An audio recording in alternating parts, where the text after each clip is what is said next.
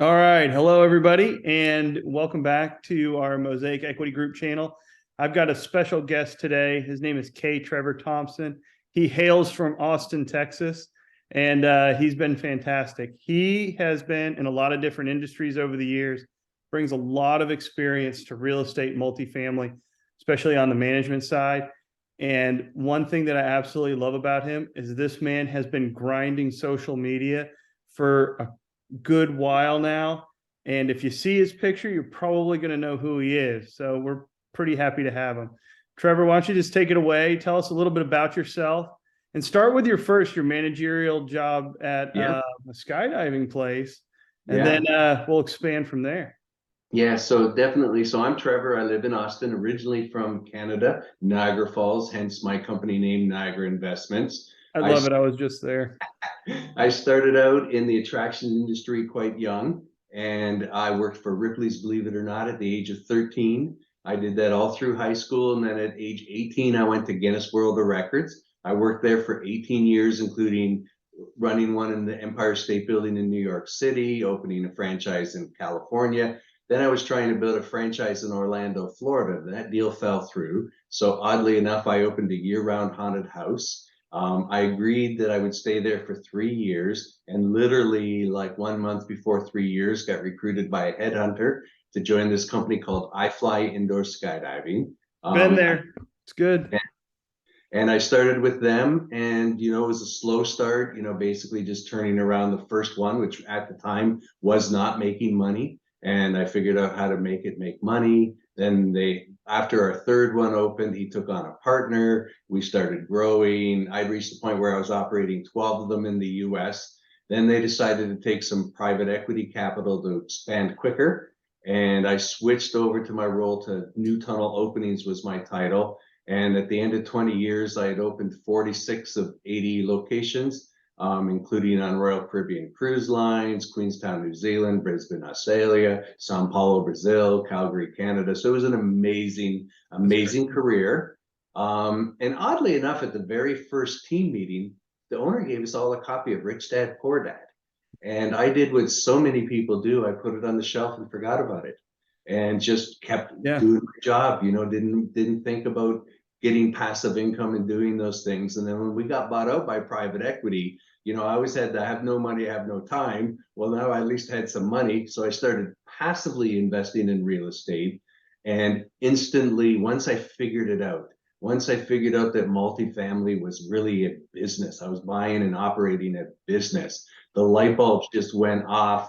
And in the 5 years, I've passively invested in 19 syndications, and I'm now a third on my GP deal. Switching over to the active side now. I got let go during COVID. A lot of companies went to preservation instead of growth. And so I decided to switch and do this full time. And as you mentioned, I love it. I'm very active everywhere. Yeah. Like to put out a lot of educational content and network with people. My goal is to help 1,000 people get financially independent through passively investing with real estate. And that doesn't all mean with me. That means I touch somebody in this podcast or whatever, and they can invest with somebody as long as they start creating generational wealth. That's my goal. It doesn't have to be with me. I just want them to understand that it's not toilets, attendants, and trash at this level. Well, I think you touched on a good point there was, your day job, your W-2 job, really it dried up a little bit, and that was unfortunate. And really, that unfortunate event turned into an awesome opportunity.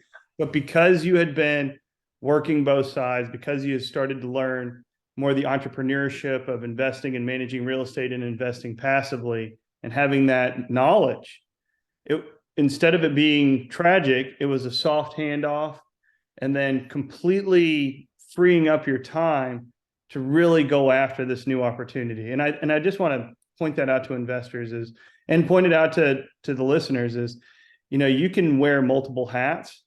And so that when the economy shifts, when something happens, you can pivot fast and you just never missed a beat. Yeah. And then Yeah. here we are, three GPs later and total of 19 syndications. And that kind of brings me to my next interesting point was you just finished closing on a multifamily deal, pretty I decent did. size one, 75 units in my neck of the woods in San Antonio. And that's what made it attractive. I wanted to reach out. But in today's environment with high interest rates, tougher sales, you know, I want to it really sparked my interest. Start me how you found it, walk me through why you liked it. And part of that's also what kind of value you're going to add to it. But really spend some time and we'll do a deep dive into the lending side because I think people are really going to be curious. Yeah, yeah. So a little bit of how I found it. I had been looking and making offers on deals for a long time, and I had connected with a local property manager who was helping me, what I'm going to say, verify my assumptions, right? Like, what could we get in rents? What could we do operating? Because you do need a strong operating partner in a property management company. And then she ended up switching and doing a few GP deals, but I couldn't get in them. There was no room for me. So I kept saying, well, we got to do a deal together. We got to do a deal together. And then she texted it to me and said, hey, I found one. Are you interested? And we started looking at all of the parameters of the deal. Then we brought in a couple of other people to the deal. And, it was a perfect fit for our group. And to be honest, what it is it's a property that was well renovated, not well maintained. So the bones of the property and the interiors are really good, right? So there's not a lot of capex needed to be done on the interior. There's a lot of deferred maintenance on the exterior. We know there's some air conditioning issues, landscaping, some of the things that aren't as hard to fix. And then clearly management of the property. That existing owner had gone through 3 property management companies in 3 years. And then just, he was it wasn't his business. He decided to get into it, thinking it was just going to be easy, right? But the active side of property ownership is not easy. It's a lot of work. And you need to make sure that if you're going to be a passive investor, you invest with people that are prepared to do the work, that are prepared to run the properties well. Well, Um, I'm, yeah, I'm positive right there. I 100% agree. A lot of people think that it's pretty easy. You just show up and it's magically running on its own. yeah, And really there is a learning curve and a lot of knowledge if you're going to actively manage. And yeah, and especially with compliance yeah. and bringing value to residents. What were some of the strategies when you were looking at this property? What did you like most about it? What was attractive here aside from it had been good bones? Yeah. Management issue is always attractive, especially for you being a top-notch manager in multiple industries. What else did you like about it? Yeah, so the location within a market, right? So you got to always be careful. You're in a location, and yes, it's a C-class property in a C-class neighborhood, but it's solid, right? It is. It's Mhm. okay. It's a blue collar working community, and it's a perfect fit for that community. Also, was appealing that it had a very big variety of unit sizes. So there's a series of bungalows that are 1 and 2 bedrooms. There's a couple of 2-story, 3-bedroom, 1.5 bath townhomes. So there was a nice mix of units within. At 75 doors, it was just this really nice spread of units that just made it very appealing because you've got a lot of options now when you have that.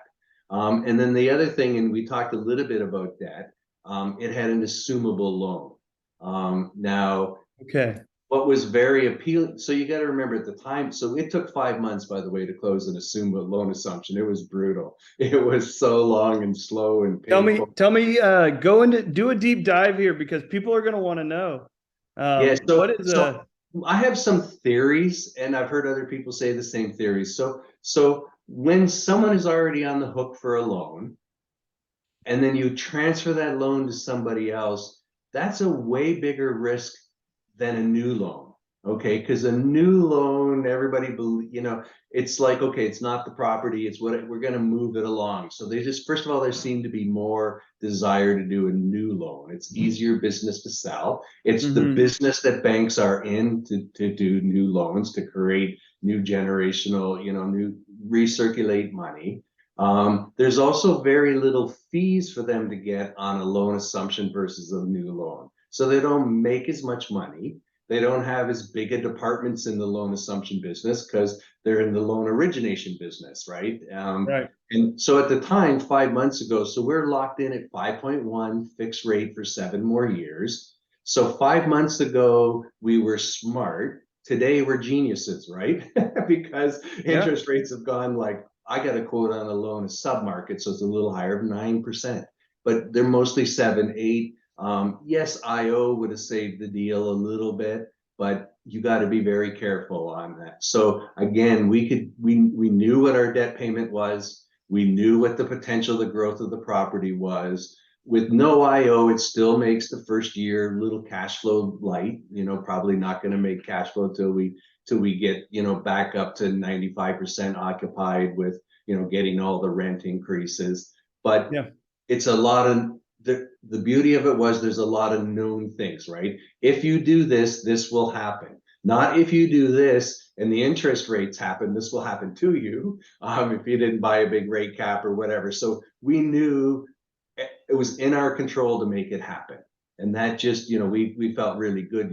My partner's the property management company. She's super like willing to have this crazy new outsider guy like me come in and help with the stuff. We want to do more deals together. So we're really working on a synergistic relationship, which is very much different.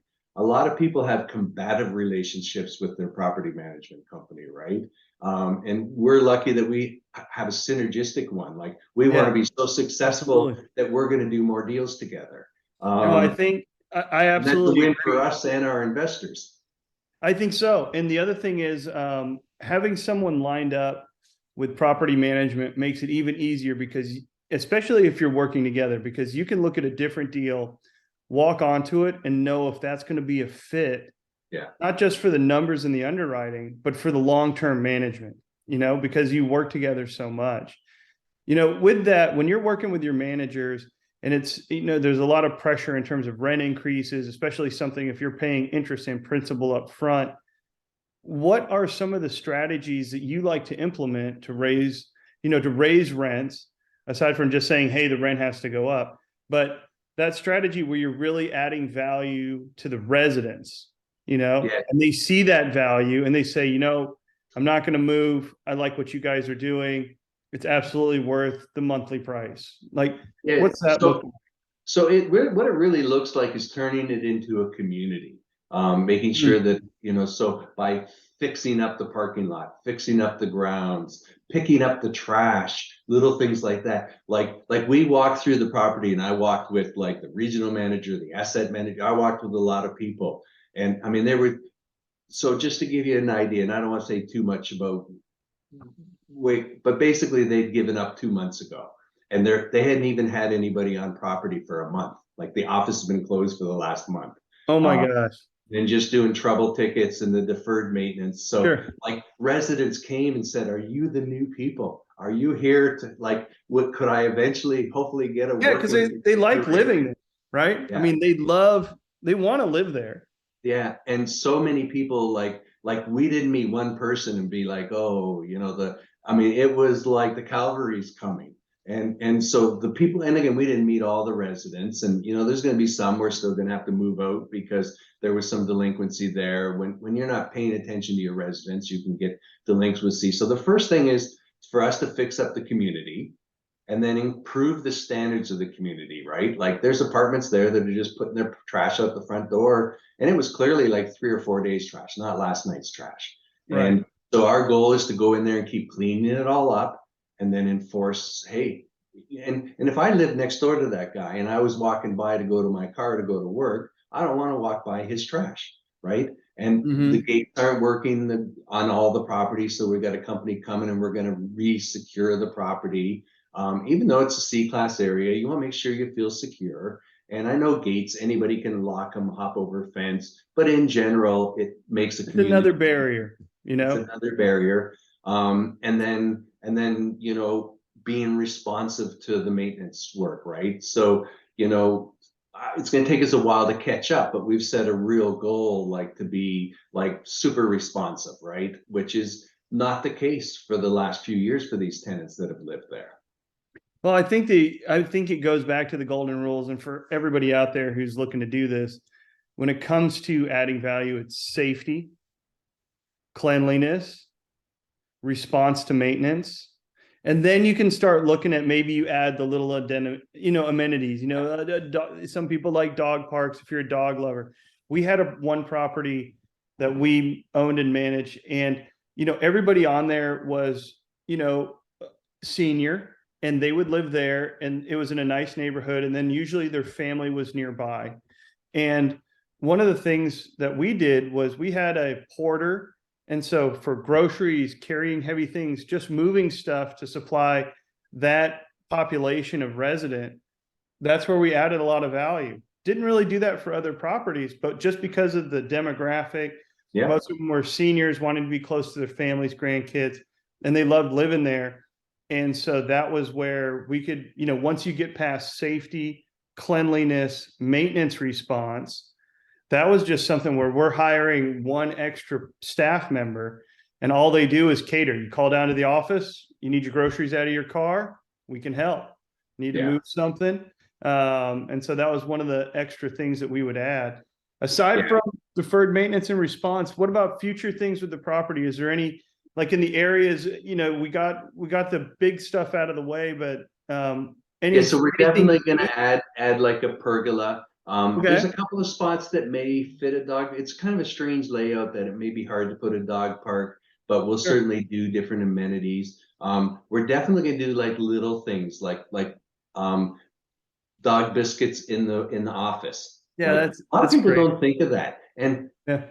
anybody in the apartment business knows that all the tenants lie to you and tell you they don't have a dog. But when you give their dog a biscuit, you now know they have a dog, right? It's true. Just little things that can make it a little nicer. We're definitely, once we get into spring, we're going to redo the pool area and add some better pool furniture. Love it. All the barbecues I don't think anybody's cleaned them in the last Time to 3 years. go. So we're going to replace them with some nicer barbecues. And then we're going to start doing a community events, right? So our first one will be around Christmas, and we're going to have cookies and different things and hot chocolate, and just try to have some sort of community event. And then moving forward, we want to do more community events. So, for example, we'll do something for Easter, and then I want to do a back to school. And so, back to school, the idea is that any person who has a child here, our goal is to give them a back to school backpack full of all Oh, of the things I that you love would it. normally get on a list, right? And you can just do little things like that. And this kid gets a backpack. And again, at the end of the day, it's not that hugely expensive, but for working class people, when you do something for their children, it's amazing. And then clearly next summer we'll do a pool party, where we'll bring in a DJ and cook hamburgers or something and just try to have something fun going on so that they feel more like they're at home. Well, I think those are great. And we had one, we had a car wash day one Yeah. time. We actually hired a portable unit, and it was on a Friday. So everybody was there. We made sure we did it when people were there. And we sectioned off part of the front parking lot that really wasn't used. And it was bring by for free car wash. And so you can do a lot of fun stuff. The event stuff I think is great. Um, Cookies is always good. Everybody likes to smell the oval Redenbacher baking machine in the front office. Very safe stuff. And then, But huh?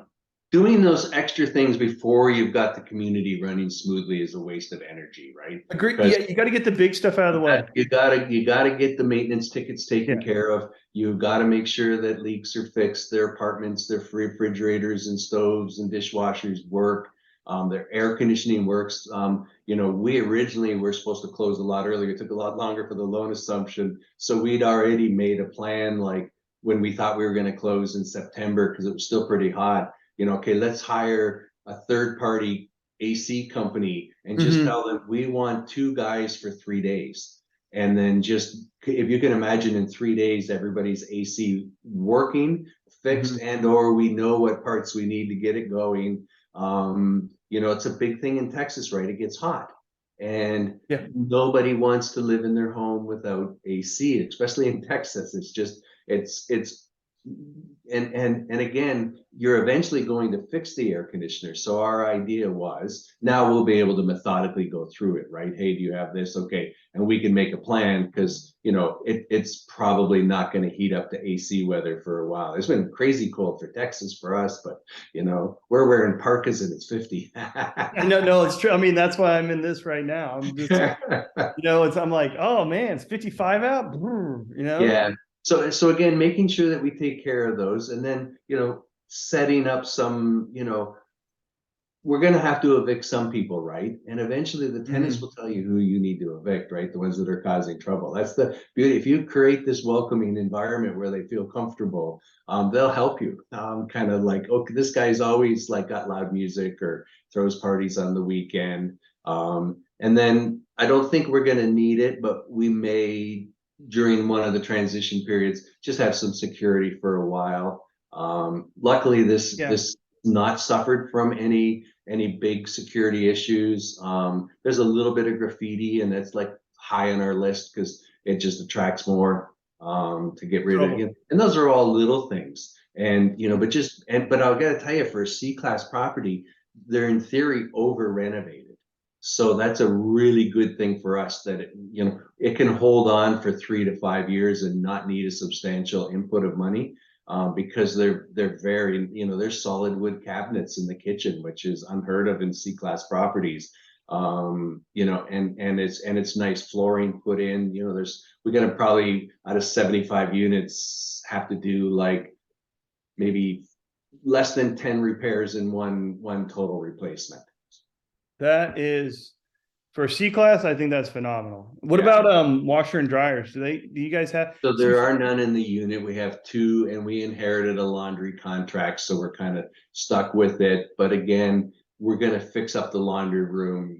I mean, to be honest, we just went in there and cleaned it like on takeover day, and Mhm. people came by and said, "You guys are cleaning like they were terrible. Well, They that's were where full of." everybody goes though, right? So that's an easy, you clean one room, 75 residents benefit from it. Yeah, yeah. And so Easy, that's so low day crew. one, we had a company there cleaning the laundry rooms. First thing we tackled was the office, because again, it was, it looked like a maintenance shop. It didn't look like an office. So we cleaned it all out, moved the things out, because that's just what happens when you've got absentee owners and stuff. And then we went straight, and then we hired a company to come and clear all the trash, do a complete clean down of the property. There were mattresses that weren't dragged out to the dumpster that were just little things Mhm. like that. So again, the residents will see, oh, look at it. New people came here. I can see they're already doing something, right? Yeah, pressure. Yeah, clean it all up. Pressure washing is like, the eighth wonder of the world. It's Yeah, amazing what light, gentle pressure washing will do to really shine up a penny. To yeah, shine the property up. And then of course, fresh mulch, trimming up, just trimming up yeah, the landscaping, getting it nice and inviting, I think is essential. What do you think? So just to switch gears a little bit, when you were yeah, looking at it, walk me, we all have different underwriting processes. And I want to talk a little bit about underwriting a deal and how you see it. For me, I look at a deal, there's one essential thing I need, or two things I need. I need an address and a rent roll. yeah, Those are really the two critical things I think everybody should know is you need to know the location of the property and you need an accurate rent roll if possible. They're not always accurate, yeah, and so you got to be a little bit careful. After that, in terms of expenses for maintaining the business, the property, and then what CapEx is needed, it kind of gets baked in later. And then, of course, cost of debt and then activity of capital to raise it. But just those are kind of the ways that I approach it a little bit. yeah. So a big piece in there is what are the current rents Yeah. and what is the current rent's potential. So in other words, Where's the you've got value? to look at the income of the neighborhood, right? So this neighborhood has a decent income, and you want to make sure that rents are income is 3 times rent. So I'm just going to make easy numbers. $1,000 a month rent. You want that person to make $3,000 in income, and then you say, okay, $3,000 in income times You know, 12 months, that's $36,000. So if we want to get rents up to $1,000, we need to know what is the income of the people in the area. Can they achieve it? And so that was one of the first check boxes. We went, yes, we can achieve it. Yep. Then you need to look at what they call comps. So sometimes the brokers or whoever gives you the stuff, they don't give you the true comps, right? So No, you they're need gonna to pick. They're gonna pick the best ones for them, the ones that so make the you got to deal look drive by the good. property. The way I do it is better than, worse than, better than, worse than. Yeah, Could we be as good as the better than? So, hey, here's a property, and you want to stay within a 3 mile radius. You know, you don't want to go too far. You also have to be careful going across back and forth between highways. Highways are great economic dividers, right?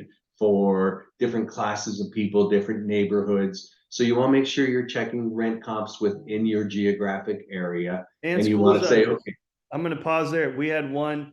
Literally, I knew a group from Arizona coming to Texas. They bought same zip code. It was on the other side of the street, completely different public school zone. yeah. And then didn't figure that one out until they had closed and they'd been in the deal for 5 months. And then they came over to our property to pay a visit to say hello. So yeah, exactly. Go ahead. Go ahead. I just want to throw And then that. so just making sure that you have good rent comps. So again, our rents, and I'm going to keep the $1,000. Our rents are 750, but our property's got deferred maintenance. It's not looking so good, needs some renovation. These guys have done the renovation and they're collecting the 1,000. So that's your delta, right? We can get to there. And then we would be a comparable rent, right? So now what we have to be is only better marketers, better managers, better community to beat out the other $1,000 guy, right? So at the end of the day, now it's location and referrals, right? And then of course, once you get tenants in place, you want retaining a tenant is hugely valuable. So you want to make sure you do things and try to get the rent increase because it's a lot of money to find a new tenant. Eventually you have to find some new tenants, you just have to move along, right? They can't keep up with the property. But I think in this case, most of our tenants will be able to, based on the data we have, we'll do a whole new, like on renewal, we'll get, all of their income things just to make sure. Yeah, of course.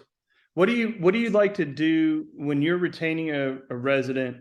What are some of the things that you would do to entice them? Like we give microwave ovens, obviously, if they want upgrades on certain, appliances, that's always a plus. Yeah. Sometimes we'll actually give them half month free, and we do it. It's like, hey, after 6 months, if you pay your rent on time every time, your next one we'll give you a half month, or sometimes we'll Yeah. do it at the end.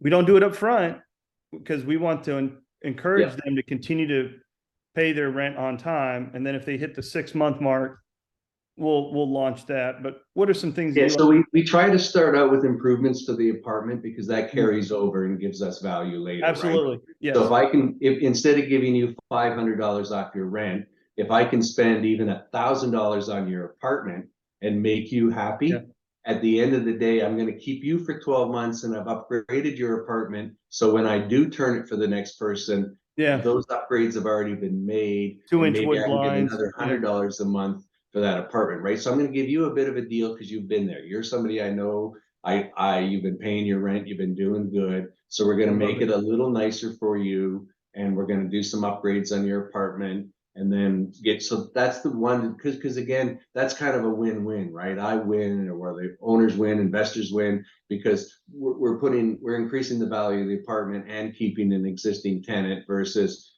$500 in lost income, right? Because True. that doesn't roll forward and do you any future benefit. But that's Sure. clearly the next one that we do, right?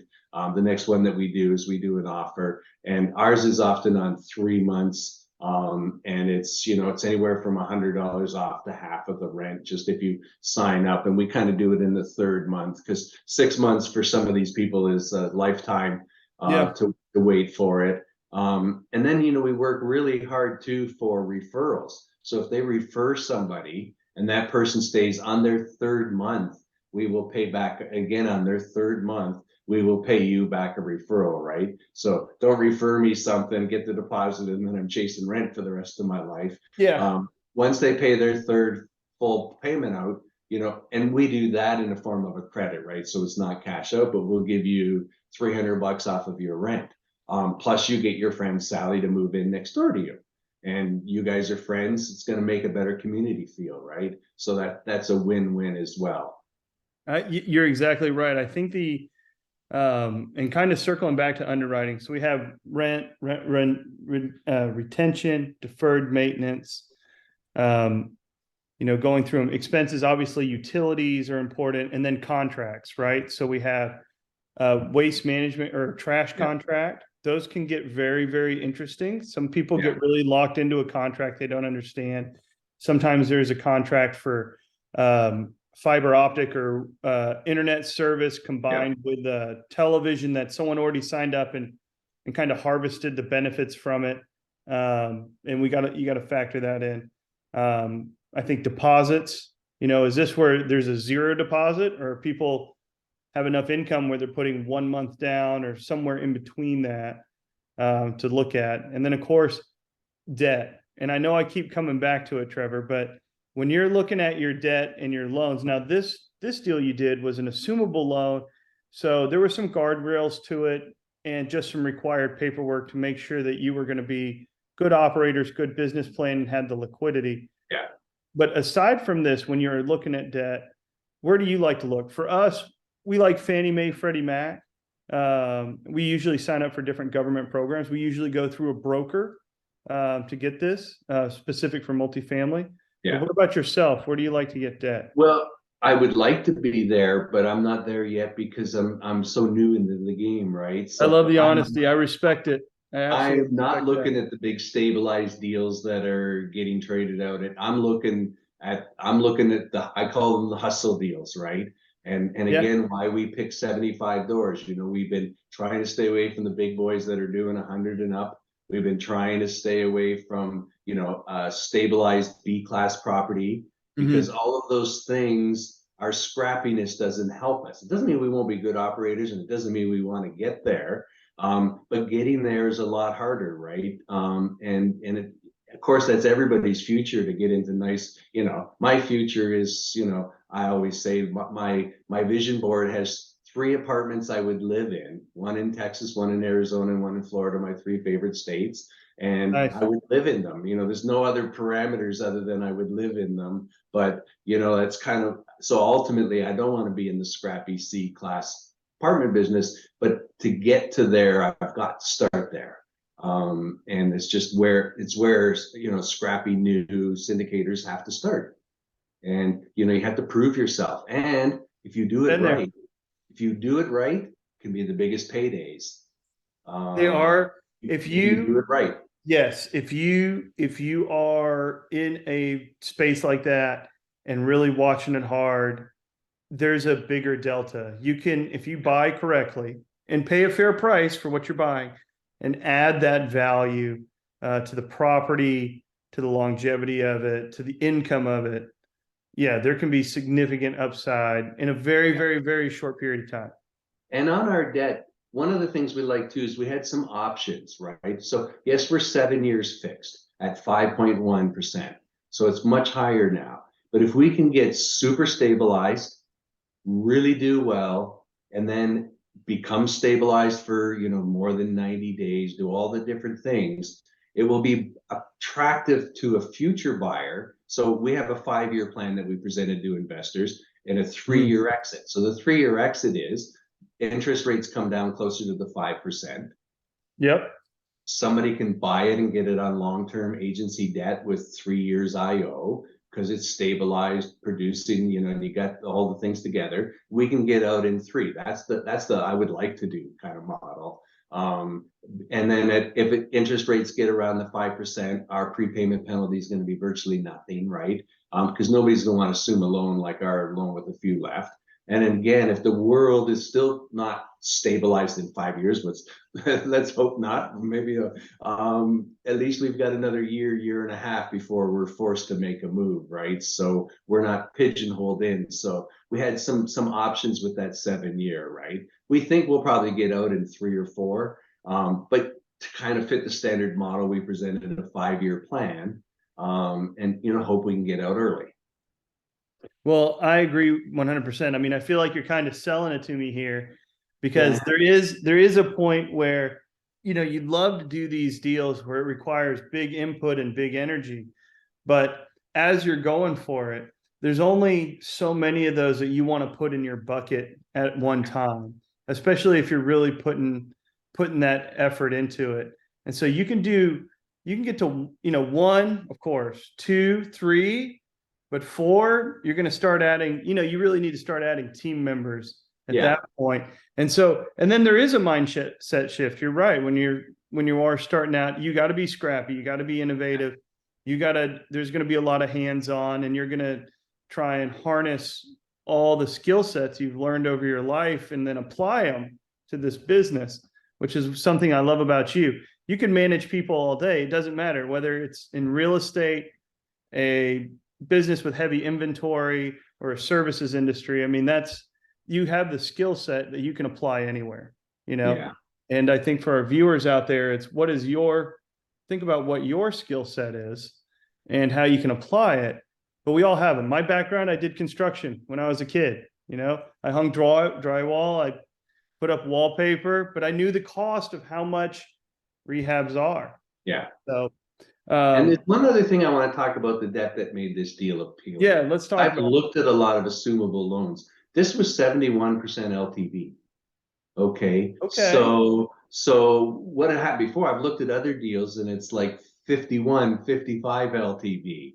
And then you can't get middle debt, you can't get mezzanine debt, you can't get any other debt in the middle. So now, because you got to remember, investor capital is your most expensive capital. So it if is. I you mean, got to go equity is ahead and expensive. raise 50% of a purchase, you can't make any money for your investors, right? I've looked at dozens and dozens of deals. Oh, great assumable debt. I mean, I looked at one, it was 3.8 with 3 years IO left. But the problem was Purchase the, price. the raise was so big. Investor money is your most money. And so you lose the advantage of leverage. Where on this particular deal at 71% LTV, we had to raise obviously the delta between the purchase price and the loan. We had to raise our capex and our closing costs and acquisition fees. So it made for a much simpler raise. It was still a $3.4 million raise on a $6.8 million and a half purchase. So it was Mm. still significant rate, but it wasn't enough to skew the deal, and make it to where, because it just doesn't work, right? If you're buying something, let's just again use round numbers. If you're buying something for 10 million and then you need to put 2 to 3 million in it between everything, and your loan is only 5, you can't raise that. You can't make any money because the investors all want at least 15% IRR plus. They want this hope of doubling their money in 5 years. And And that's fair. They wanted, that's that's fair. fair. And That's so you've market. got to be so this again made this deal very appealing, that the debt was right sized for where we were in the deal. Yeah, absolutely. I mean, you have to always do right by your investors. And if it pencils for them, but the GP is not incentivized, if there Yeah, is nothing left and those margins are too thin and the GP is not incentivized, that would also be a warning sign, as you look to invest passively. If you yeah. got a GP that's really promising hard, even over promising, that's one you got to be a little bit careful about, because if you suck everything from a GP, they're not gonna, they're gonna be disincentivized. That's That's when exactly right. deals can get hurt. Yeah, that's exactly right. And I like a pref payment. I like to get paid first, but I also like a waterfall. So where if the deal does well, the GP can make more. So I want to Absolutely. get paid first. I want to get paid fairly next. And I'm happy if you do a little Get better. them there. Yeah, they get there. You're cheering them on. Hey, I I'm, want to. I'm in on a deal right now where once they double my money, it goes to a 50-50 split. And I'm like, Me come on, too. baby, double my money. Me Because too. I double money and still Canadians. own half of my interest. Double my money. It's like I want them to do it. I want because then again they're going to do more deals. Yeah. Because successful, if you do successful deals, you could do more deals, right? And so I just like this model where I like to get paid first. I hate like some deals, you know, with the 4% acquisition fees and the disposition fees and all the this fees. We just went to a straight acquisition, 2%. 2% asset management, which is very normal and at the low end. I've looked at some of these deals and they're $50 million deals with a 4% acquisition fee and a disposition fee and a loan guarantee fee and a this fee. And And my before the favorite, things close, my they've made $1 million already. yeah. And I'm like, they made the $1 million. They could just let the deal fall apart. I wouldn't hurt their future. And I'm not saying anybody's trying to do that, but I like it where everybody's fairly paid. And then if there's a big win, it's allocated appropriately.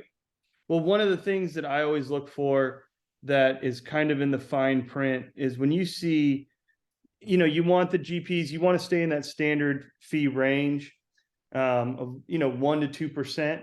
But if it's too low or if there's a big rehab, my next follow-up question when I'm talking to somebody, because I do passive and active, Yeah.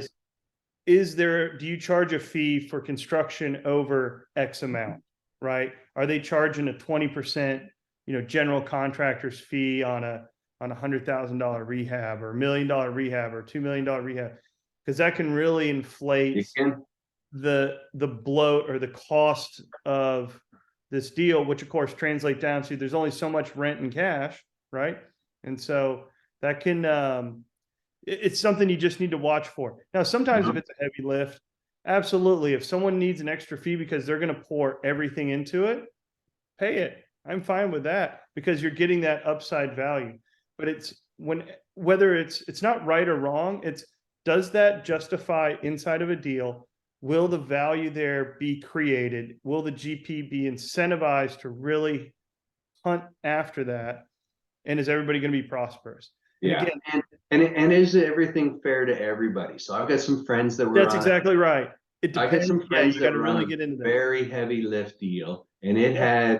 it had 10% construction management fee, had a lot of fees. And what had happened was during COVID, the person kept rehabbing and ended up collecting $300,000 in fees and did a cash call. And I'm like, oh, I couldn't sleep at night. Like Yeah, I could that's not say, cool. listen, investors, we miscalculated a little bit. We thought COVID would be a little shorter. You know, we're due $300,000 in fees. We're gonna not take them. It will be at this percentage, whatever it is. So, cause Did they and put interest rate on it? Did they say, well, hey, it's a pump? they just did a cash call. Wow. Wow. Well, I think I don't think that would be a And method that's that I would use because yes, it's for that deal, but now those relationships for future things, for yeah, future deals, you've injured, you've injured that trust relationship. yeah, yeah. And And so, again, it's got to be fair, right? yeah, GP GPs deserve to earn their money, and I'm a living example of it. Okay, my first GP deal, our team lost $350,000 on a deal that didn't go through. I lost $75,000. mm, That's a real business risk, right? I'm a yeah, big boy. I understood I was risking my money, but on my first GP deal, that really, really, really it hurt. stings. Yeah. It really, really hurt, and so it's going to take me a couple of smaller deals. So that was the bigger deal to in theory even get at zero, but I worked hard to get there, and I deserve to be compensated, I guess you could say. But investors first, right? On that particular deal, 100% of the investor money was returned, right? They don't take that kind of risk. And while I would have loved for the deal to go through and been working on it and still think we could have made a profitable deal for our investors, at the end of the day, I mean, even with our current group on the deal I did, we did a memorandum of understanding, and I did this is the hierarchy of the group, right? So we're gonna satisfy the investors first. We're Yeah. gonna satisfy the team on site second.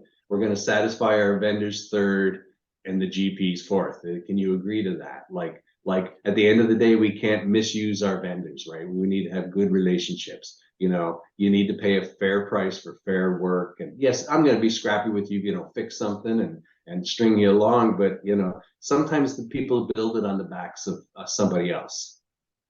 Well, I think those are all very good points. And I think it's also, you're here for the long game, and that's the way you play it, with relationships and doing right by people. And you're right, like you said, the vendors, pay them right if they do the work fast, and turn around if someone's completed the work and you've signed off on it, they need to be compensated right away. I think that that was always something that we did, was we did not want anybody to wait. We signed off, they were paid that day. That's how we wanted to do it. Or at least the next day if you got to file something or cut a corporate check. I think that that's very important. So Yeah. going forward, where do you see, because you're in Austin, I'm in San Antonio, so we're right next door to each other. I mean, I know the economy is tough. Texas is still growing. We got a lot of jobs. That's what's driving all this. It's the Yeah. fuel. It's the fuel of real estate is jobs and opportunity creation. Like, where do you see? Give me where Texas is going, and then I'm going to stop you. We're going to talk about the U.S. and then we'll adjourn. Yeah, so I'm super bullish about Texas.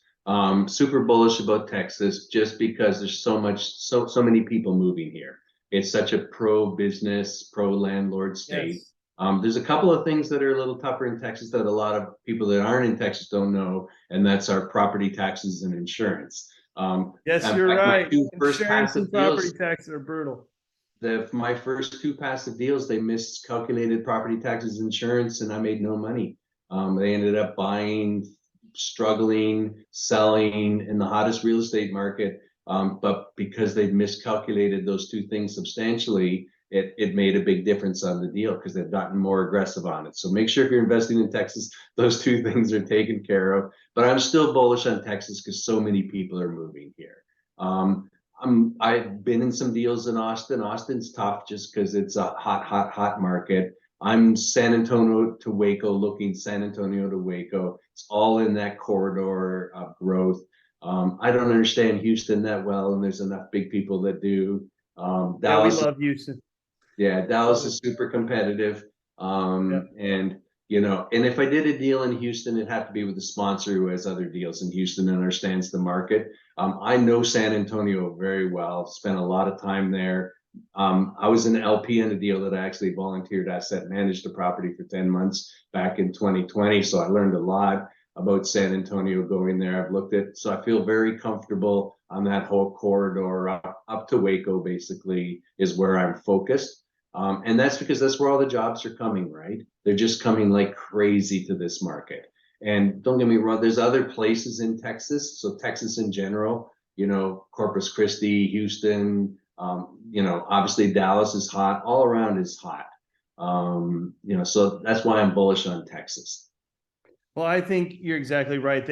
When it comes to Texas, the infrastructure that's going in, and I talk a lot about this with jobs, is how the companies that are coming and they're building big projects, multi-billion-dollar projects, especially like you said, that corridor, San Antonio to Waco.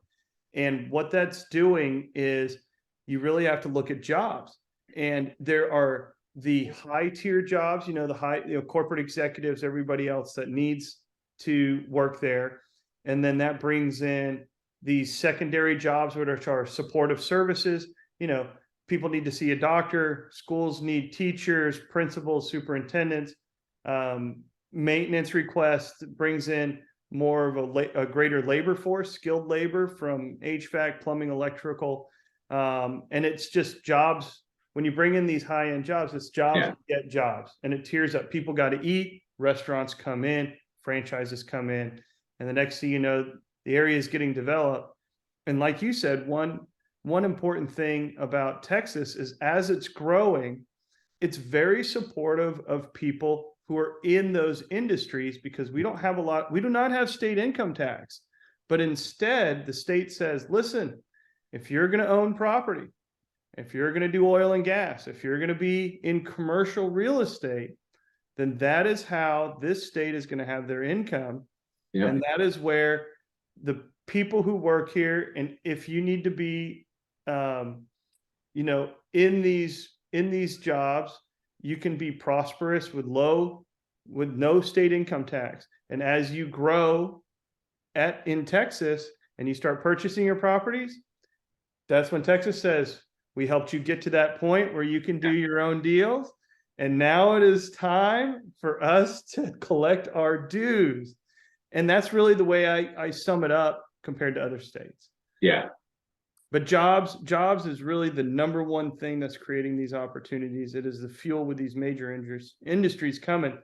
And even though we are seeing some high interest rates, for me personally, and these are going to be hard to find, Trevor, and I know you will have hard finding them, is trying to find a big enough property that you can own or finance. Yeah. Because with these high interest rates and dealing with any type of lender who's under regulation, who has to scrutinize because of regulation standards, which is fair after '08.